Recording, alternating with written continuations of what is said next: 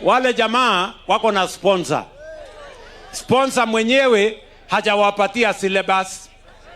Sasa ametuma tu hawa na sasa ndio unaona wanahangaika hapa. Kwa sababu sponsor mwenyewe alishindwa kufanya ile mimi nimefanya. Mimi nataka niwaulize nyinyi watu wa Bungoma.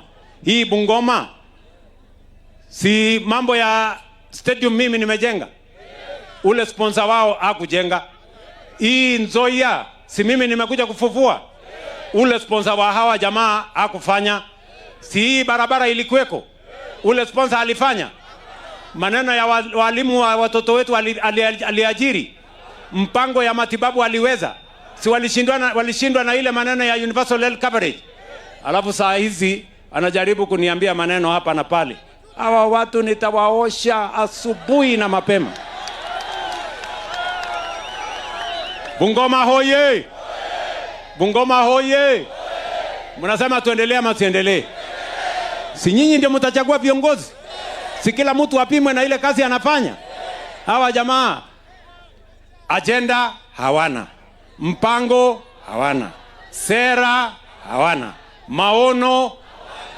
Oh, kumbe mnawajua wale majamaa, wale watu wa sponsor. Ate mpango, agenda, sera, agenda, hata akili.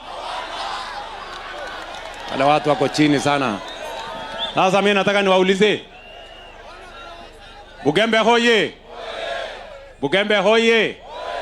Mimi nataka niwaulize, si mimi nimesimama hapa? Si nyinyi mnanijua ama namna gani? Si mnanielewa vizuri? Sasa ule sponsor ya hii watu mimi ndio nilimbeba. Si namna hiyo?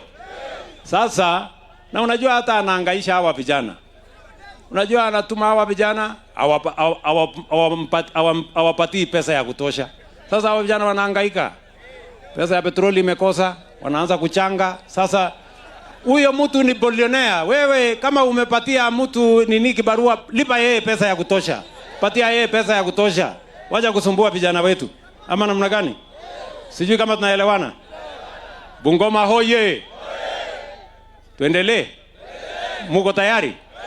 Lakini mimi nawaomba kitu moja. Kuna watu hapa wanatutazama lakini hawana kura. Wewe kila mtu akate nini? Akate kura. Kwa sababu hiyo ndio silaha yako ya kujengea barabara, ya kuwekea hazina mtoto wako, ya kusomesha mtoto wako. Ukipiga kura, unapiga kwa mahali kuna mpango ya kupeleka mambo yako mbele. Kwa hivyo sitaki kusema kuzidi hapo.